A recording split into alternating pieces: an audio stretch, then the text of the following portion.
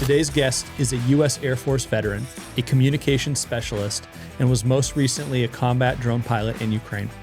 Born in the Philippines and raised in a military family in California, he served in the Air Force before working with the Army Signal Corps and supporting JSOC through a special missions unit. Following Russia's invasion of Ukraine in 2022, Lito volunteered on the ground, initially delivering humanitarian aid across the country before applying his expertise to tactical communications with the International Legion of the Defense Intelligence of Ukraine. In his last assignment before his service ended, Lito was a team leader for a drone team in 3rd Regiment Ukrainian Special Operation Forces. A combat veteran of multiple wars, Lito now supports frontline efforts in Ukraine in a civilian capacity, applying capital investments in critical technologies, and sharing operational lessons learned with military units and leaders in the United States and around the world. Everybody, please welcome the legend, Lito Villanueva.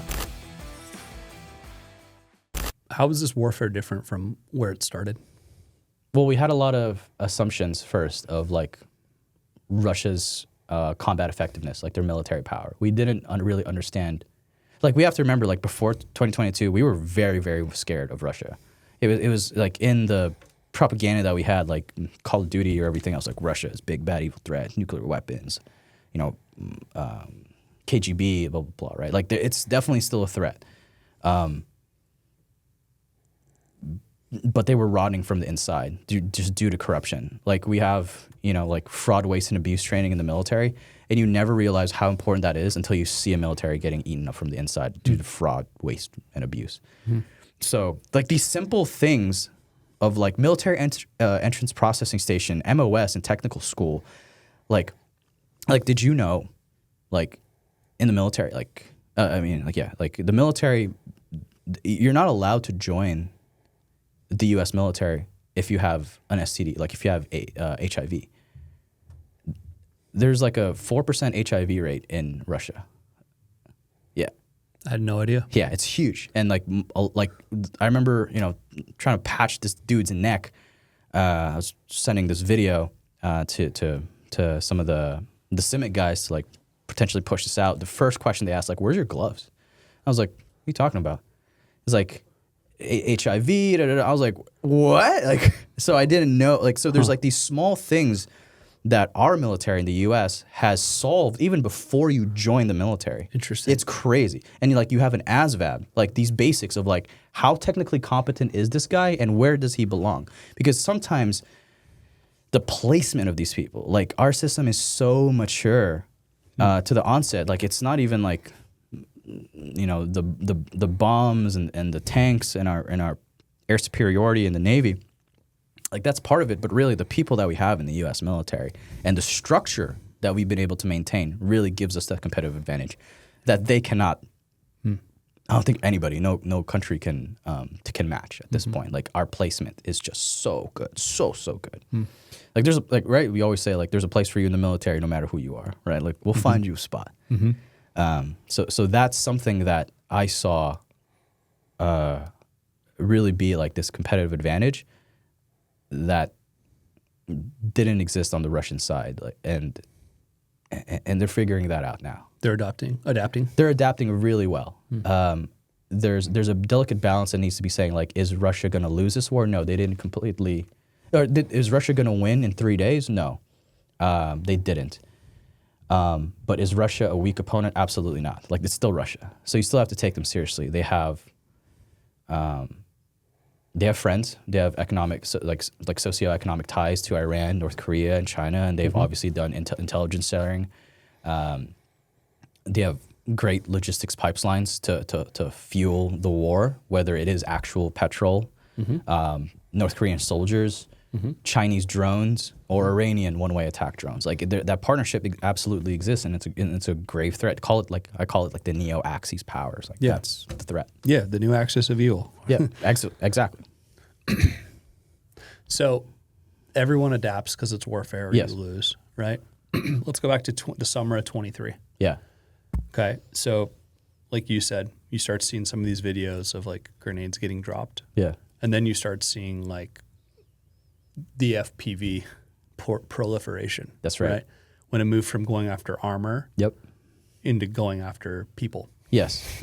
So talk a little bit about what that time was like. Okay, for so you. funny enough, I live in Vegas, and what was happening in Vegas was something known as Drone Racing League that happens every year. Yeah. And it just so happened that I was consulting as a security researcher for a drone company. They had a variety of different drones. Could I say their name? Yeah, David Kovar out of Ursa. Yeah. Great dude, right? I was working for him for a little bit, small world, right? And I went to these drone conventions just to learn more about it, and like DRL pops up, and I was like, these kids are just zooming with these drones. And I was like, what if you put a bomb on that? And this was like 2018, something like that. And some other guys obviously like found out about this before me in Special Missions Unit. But in 2020, like again, COVID, right? Me and my co-founder, Bill Davis, we were like, Bill, you got extra cash and like nothing to spend it on. Like, let's build drones and like see if we can do something with this. So we started spinning up Velocidrone and Liftoff, and we just crashed immediately. Right? Like I think everybody does. Like we built it out. Like we had to like, I remember Bill putting like an aggressive like 45-degree angle on the camera for the FPV, and I flew it and just, and then we just had to repair it immediately. It didn't even last 3 seconds on the ground or in the air. It just, I was like, this is impossible. Like nobody can fly this. And then you start practicing. And so we got pretty good. And then in 2023, I actually asked Bill to meet me in Germany because like to bring me some quads because from my house in Vegas. Yeah. So my medical buddy, Robert was living in my house because he needed a place to stay. Nobody's like living there, and I was like, "Hey, it's yours if I die." Yeah. I was just joking, but I like actually kind of serious. Told my mom, like, "Hey, Robert, it's Robert Bill's house if I die." And it's like, "Don't say that." And I'm like, "Mom, like, let's be honest here." Anyways, I was like, "Hey, Robert, like, Bill's gonna come, get these drones, and he's gonna bring them to me." So we get it over, and then like. Just randomly went to the park and started flying this around.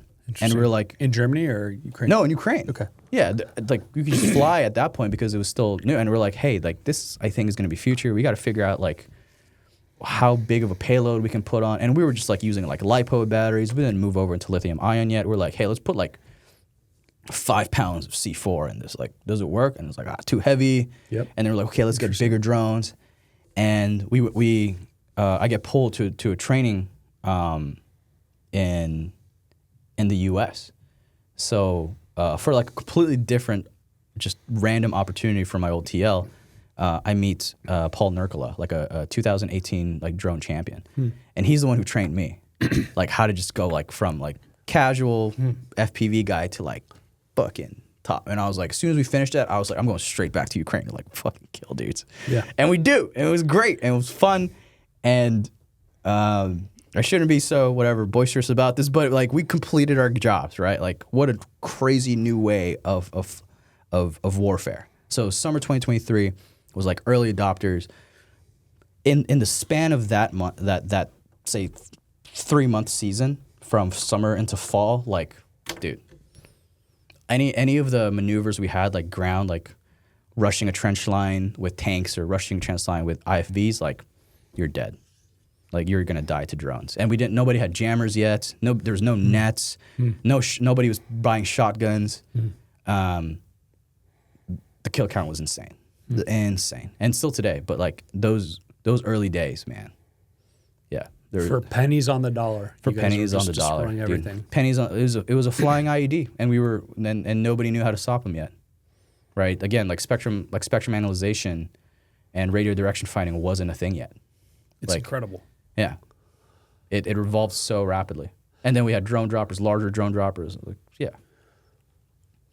Was it because you guys didn't have javelins? Was it because you could just mass produce these things? Yeah. Like why did it grow? A little bit of both. Like we, in spring of 2023, I get pulled to the Zaporizhian front, and we are doing a trench assault, a huge trench assault. It was scary. I got footage of this, and. General was involved. Like every traditional form of combat unit was involved. Forward recce team, sustainment, medevac, tanks, javelins in the rear, in case an Air Force shows up, Russian Air Force shows up. Radio direction finding teams, like way in the arena for SIGINT. A persistent ISR for fixed wing birds, DGIs, snipers, mortarmen, and we even have a man-portable pneumatic mine clearing snake. So we brought that. We brought everything to this fight, and we still didn't take the trench. Like, what the fuck? Like, attacking trench positions was just super fucking hard. We eventually get it. I was already out of this op by that point, but like not without the cost of like so many lives. And at that point, we're like, okay, there's got to be a better way to do this. And then like somebody flew a drone from the west side of Zaporizhia to the east side of Zaporizhia, kind of near the Zaporizhia nuclear power plant. And that, I think, like went super viral. Like that first person view, and there was an ISR asset watching it, boom, destroyed the house of known Russians. And we were like, it just exploded. Interesting. Like, it just exploded at that point. And like, it meant that I just needed to be good at piloting and figure out the logistics chain of how to get all the parts. And like, I can do this. It's a little bit more complex. You need a demo guy. Like you need a Charlie on your team. You need a commo guy to figure out like where is good to fly. And you need, a TL to deliver that info to your command to tell them like, hey, drones are the way of the future. But at this point in time, even inside GUR, our colonel was still not happy with drones. Because he didn't understand it. Yeah. He didn't understand. He understood guns and grenades. Like, guns, grenades, go forward. And we're like, hey, there's these drones. Like, we figured this out over the last 9 months. And like, now we can do more than drone dropping.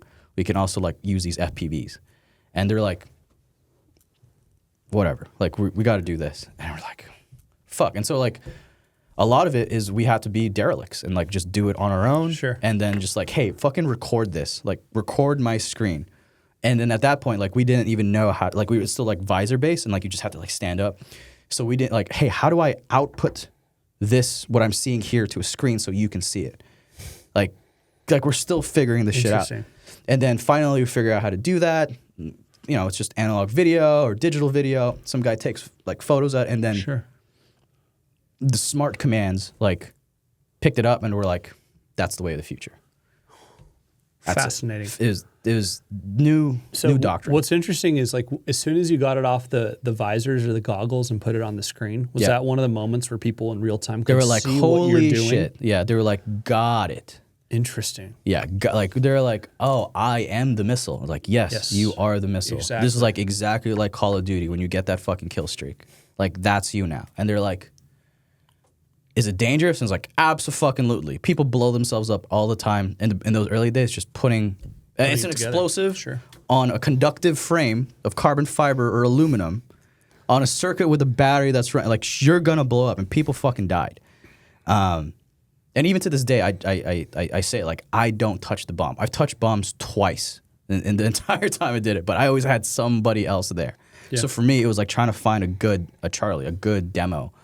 I learned it, and I learned how to do it, but I was still like, somebody teach me how to pack C4. Somebody teach me how to make C4. Hey, how do you mix C4 with TNT or hexogen or some RDX? And then put it all together. And you're like, that's the process? This is fucking dangerous, Yeah. And even some, your explosives guy or some guys domestically trying to do this, they're like, hey, how do we conform to this mill standard to be able to do this and have a flying bomb? And it's like Brian Davis out of Kraken Connects, for example, like tier 1 goated on this, figured it out. But everyone else is like, I got a wife and kids. I don't want to blow up this company. Or myself. And like, yeah, I get that. But like, that's the hurdle that changes it from commercial off-the-shelf like kid drone into military weapon of war. And that is still like the next asymmetric threat anyway. So when do you start seeing jamming? Oh man, like almost immediate. Like As soon as you guys are starting to just rack them up, they're like, yeah, they're like, how the fuck do we stop this? Yeah, because the like Russians were lagging before on this, and then they picked it up, and then eventually they got it faster because again, it's like all coming from China. Yep. So flight controllers, ESCs, batteries, frames, right? And you can see like my Instagram is a ton of advertisement for this stuff. Yeah. Just because like, hey, why not? I'm fucking this radar seems pretty good. Yeah. Like, so just common sense shows that China and Russia are neighbors. Like they're probably sharing intel. They're probably going to share all these schematics. And so all of the radio components that Ukraine's requesting that goes into Chinese fab shops, there's some Russian agent or Chinese collaborator there who's like pushing that to Russia to be like, hey, this is the next thing that we're going to be that they're looking for. And they're like, oh, can I detect that RF? Turns out, yeah. And so it just goes wide, and they're like, oh, I can put a bunch of noise amplifiers and start putting a ton of power and jamming it, right? Like you have a detecting company in the past, right? Yep. And, it's amazing what happens when you put a lot of power. It's amazing what happens when you put a lot of power.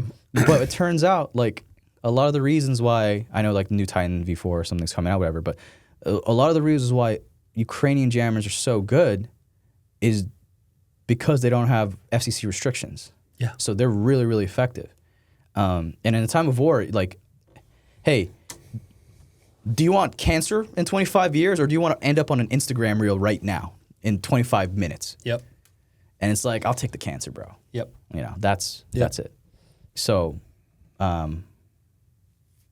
yeah, like we're all, like, I'm pretty sure that's how I'm going to die as cancer. Like, I just accepted it, my fate. But yeah, like that was the point where we're like, okay, we need to get jammers and we need to get shotguns and we need to start putting up something to block these. And like, you're not going to waste a Stinger or a Patriot or like, even like a Dishka or a Modus like 50 cal round onto drones because it's expensive and you want to save your ammo. They're like, what do we do? It's like, I'll put up some nets. I'm like, that's not gonna work. Turns out it works pretty well. And then like the evolution continues on. How fast were you seeing it evolve? Monthly, dude? Like weekly? Like as soon as it worked somewhere, like it's effective somewhere, like next month it just proliferates so fast. Yeah. Like we call it like. I'm sure you play video games or your kids play video games or something. Like it's about like the meta. Like, hey, season 1 was like tanks, and snipers. Season 2, drone droppers. Yep. Season 3, Baba Yaga. Season 4, FPV. Season 5, fiber optics. Season 6, who knows? Yeah. And it's like just constant back and forth. Let's go to season 3. Let's talk about Baba Yaga. Yeah. How did that start to change the game? Bigger bombs, warheads on foreheads. That's what it boiled down to. I honestly didn't believe it was going to work, but like, fuck, we smoked a lot of dudes. Yeah. And then we go to season 5, which is fiber optics. Yeah. What was that change like? When did you first start seeing it? This has got to be actually one of the scariest things that's been invented. Yeah, like mid 2024. Yeah. And it was funny because there's some people, and you should probably interview them too, Troy Smothers. There were some people who were talking about putting fiber optic. Like some people talked to me about it. Like, hey, great talk. Mid spring, summer 2024. We've tested like this fiber optic thing, in U.S. testing grounds. Do you think it's gonna work? And I was like, holy fuck! You just made a wire guided flying IED. Like, you just made an anti-tank guided missile that's just slow moving. And I was like, holy shit, like, what a game changer. And they're slower. They're slower, so, like, they fly slower because of the string, and you have to fly delicately. But they can lay in wait for much longer.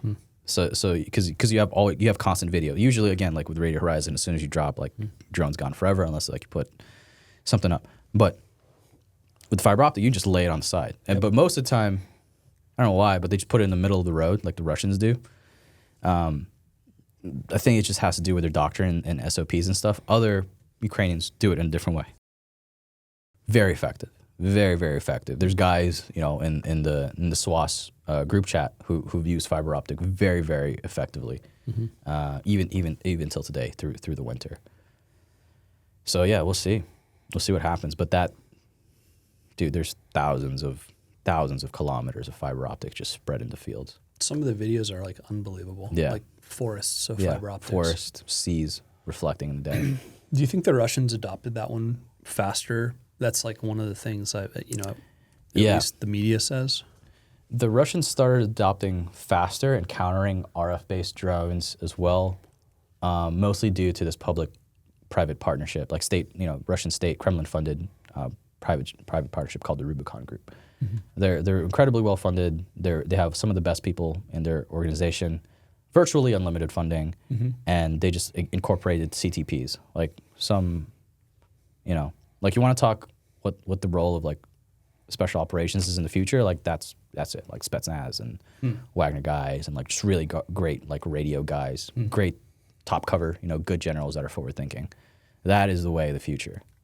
And what advantage that Ukraine had is slowly getting eroded because of the Rubicon Group. A bunch of other reasons why. Obviously, you can say like the failures of like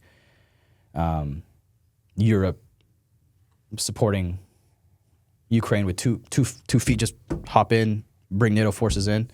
But a lot of it is also due to what the enemy's done, which is adopt doctrine, get top cover to play and adopt faster than the enemy. So yeah, we can kind of like. Why doesn't Ukraine copy that approach? They tried. They've tried. They've tried. They again, have the same resources. Politics, bureaucracy, ego, like crazy things that are like stopping this war. Yeah. And a lot of, again, we talk about this previously, like Russia had sent in a lot of their conscripts and like just cannon fodder, and it's pitying just like seeing like these drugged out Storm Z troops marching in one direction because there's a commissar that's going to shoot them if they turn around. And you just kept sending those types of people and like you pity killing them. And then for us, like you got some of the best soldiers, the most motivated that died.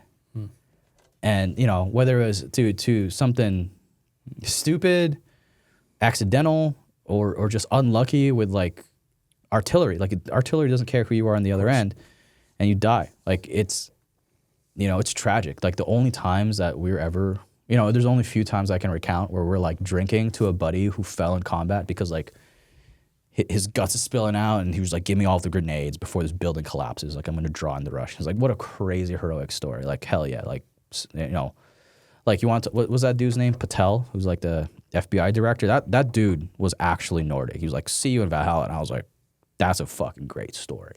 That's the way you go out.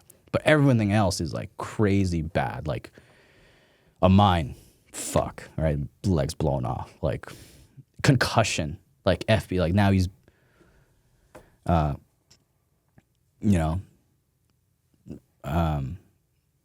car crash, slipped, vehicle rollover, small things.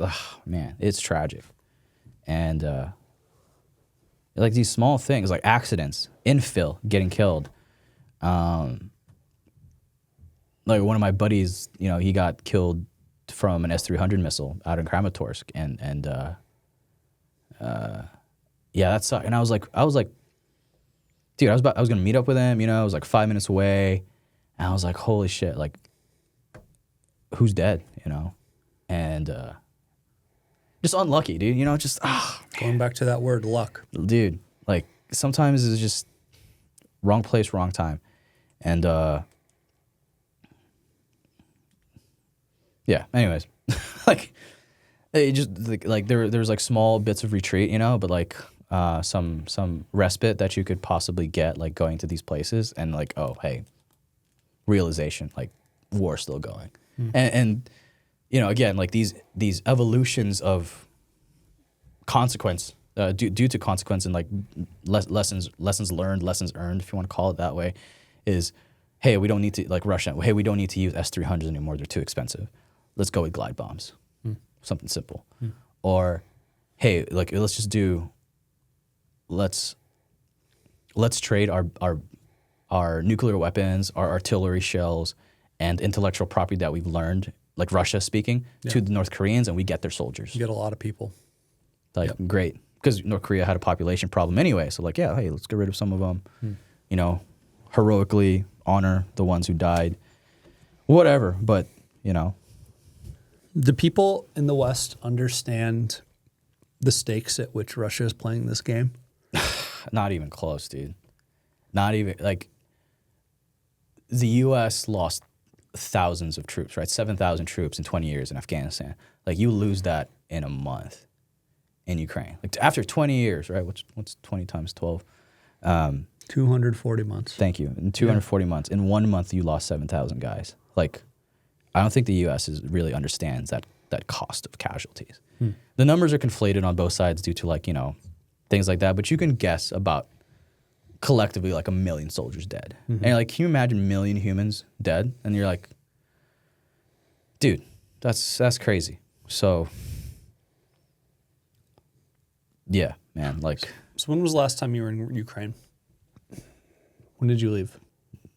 Like a week ago? Week ago? Yeah, a week or two? No, yeah, a week ago. If you were gonna say like, what surprised you the most in your 4 years there, from like where it started to where it is now, what would you say it is?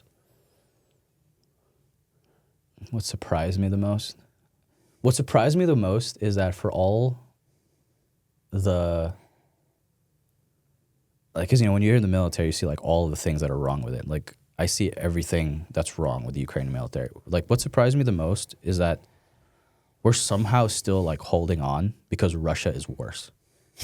like we have all these problems of like command and ego and logistics and bad planning and all of our good people dying, and like Russia's still worse. Like if they were as good as people think they are, they would have already won, right? But they haven't.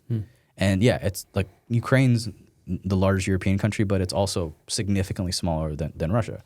And Ukraine has to beg.